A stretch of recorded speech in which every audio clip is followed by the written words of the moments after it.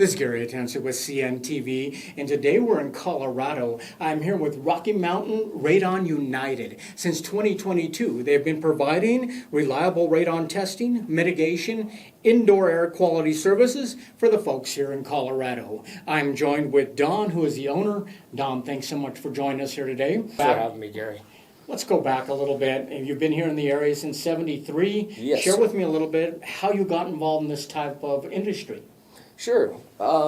So after college, I was going to go to medical school. Ended up taking a different route because I was very interested in trying to help the cancer, cause. So I wanted to become a doctor, so I did everything to do that. Had an invitation to Stanford to be medical school, and had interviews at UCHSC. Ended up going a different route. Ended up working for a environmental firm company, for radon. Okay. They did lots of stuff. Worked for them for a couple years. They kind of went under. So I started a company way back. So I've been in this business about 30 years. So I've been doing consulting for builders, done schools, Department of Transportation, worked on the FBI building. So, they called me. Wow, so it sounds like you start the company in 2022, but you've been involved in the industry For many years. 30 years, yeah. You've been doing this for a long time. Yes, sir. Let's start off, first of all, let's define for the viewers out there, what is radon? What is this gas? So radon is a Class A carcinogen, okay, which means it's really bad. So, and it naturally occurs coming up from the ground, from the soils. It comes from uranium breaking down. Okay. And so we have radon everywhere, okay? There's higher levels in certain states. Colorado is ranked Zone 1. So Okay. there's Zone 1, 2, and 3. Okay. 3 being the least dangerous, 1 being the worst.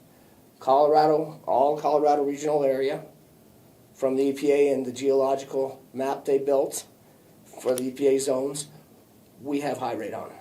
That is crazy. Yeah. Right here in Colorado. So. And, radon, you can't smell it, you can't taste it, Yeah. so you don't know it exists. It's invisible. But it's very poisonous. So we're talking about a natural occurring radioactive gas. Yep. Like you say, it's basically colorless, odorless. It's naturally in the atmosphere in trace amounts. Correct. So outdoors, is it generally not a health issue when it comes to outdoors? Outdoors, it's been there probably since the beginning of the earth, and depending on how. Yeah. So it's tests typically between about 0.4 and 0.7 picocuries per liter is the unit of measurement we use in the radon field. The EPA says they'd like to see you below 2, but below 4 is, their concern line. So 3.9 or less. So I would recommend people do testing on their home. Yeah. Yeah, and then if they do have high levels of radon, then they can mitigate. And so they can drop those levels. So it's not something that you should avoid buying a house. Okay. Or you should, try to, you just want to take care of it. You want to be educated by testing your living quarters. You always test in the lowest livable area of your property. And so I've seen it in buildings, schools, residential homes, nursing homes, everywhere. So really the danger is that most radon exposure occurs inside the homes, schools, workplaces. Radon gas becomes trapped indoors. It can cause lung cancer. Correct. Would you say that the general public is not educated enough when it comes to the dangers of radon, and is education a big part of what you try to do? Absolutely. When I talk to my clients, I'm very patient with them. I go through, all their concerns, and that's very important to people because, indoor air quality is worse than outdoor air. Okay. Unless you're in New York lately. What a shame, Yeah. right? Right. So, so when you put like a 5-gallon bucket and you flip it over the dirt outside, and you put a tester outside the bucket, and you put a tester inside the bucket, 12 hours later, you have high levels in that 5-gallon bucket you flipped over compared to the test. So radon is constantly being emitted from the ground. Your home, we have great windows, and they've gotten tighter, our homes. So the levels can get really high in homes. Okay. I've seen levels as high as 700 in homes. which is really off the charts. I didn't know most of this until I researched this. Let's educate the public a little bit. How does radon get into the homes, and can a homeowner or a business test for radon on their own? And is that something you recommend? I recommend it 100%. And yes, radon gets into the home through the path of least resistance, which is, basically cracks, foundation cracks. It's going to come up from the earth, and so the footprint of your home, when they dig it out and build it, it's kind of dropped in. We have basements in Colorado, a lot of them. So, ranch levels still can have high radon. Yeah. I've seen high radon in, sky rises where it's being pulled up the elevator shafts, so it's rare. So everybody should really test for radon. But it gets in by the path of least resistance. It's a gas, so it's going to follow the path, So once radon is found, what are the most effective ways that your company can mitigate the radon gas? And are these physical systems that you're actually installing? Kind of share with me how that looks for the consumer. Absolutely. So a lot of the homes around here, let's take an example of an unfinished basement with a sump pit. Sump pits is to collect the water to protect the foundation from moving. Well, pulling from a sump pit is a great option.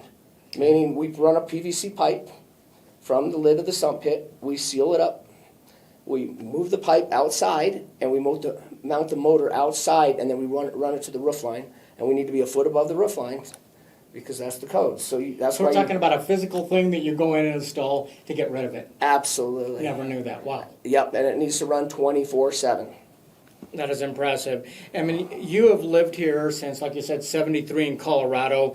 You're talking about higher risk zones, Colorado being one of the highest ones. Yes. Does that surprise a lot of people? Absolutely. It does surprise people. Yeah. The geological survey they did, there's a belt of high levels of uranium going across the U.S., and we happen to be right in that belt of Zone 1. So Florida's a lower zone, there's no basements there, so not as much uranium under there, but everybody should test wherever they are. Colorado, 100%. They say that, Colorado, most homes are going to test above 4, unless they have a system. Okay. That's pretty bad. That's That's pretty bad.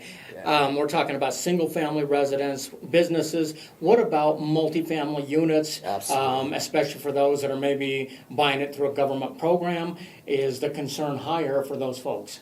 The concern is basically the same for all of us with this, because, it is a naturally occurring radioactive gas. It's the most dangerous naturally occurring radioactive gas out there. Okay, yeah. So anything more dangerous is man-made, like benzene, stuff like that's been dumped in the soils that can cause cancer, causes mutation in the DNA. So and if you're breathing probably 25,000 times a day to 35,000 times a day, depending on the individual, if you can imagine every time you take a breath and say you're at a 4.0, that's about 8 times outdoor air. So every breath is exponential of the damage your cells, your endothelium is the lining of your lung, the internal lining, and that radiation goes in, and the alpha emission is discharged, which is one of the radiation emissions. I don't want to get too complicated, but basically breathing in is not good for you. That doesn't sound very healthy there at all. So for the consumer out there, the homeowner out there, how would they suspect there's radon maybe in the house? Are there symptoms that people start feeling, or how does that work usually? You know what? There are no symptoms that they know of so far other than the presence of lung cancer, and a lot of non-smokers, will get lung cancer. It's a high rate of mortality. It's one of the second leading things that kills us next to heart disease and cancer. So this approximately in America is about 500,000 people die of lung cancer. Okay, and that includes the smokers. So if you take out the smokers, it's the leading cause of lung cancer in non-smokers. So it's a big deal. That's huge, especially here in Colorado, like you said, in this zone. It's just when radon is found, a mitigation plan is vital.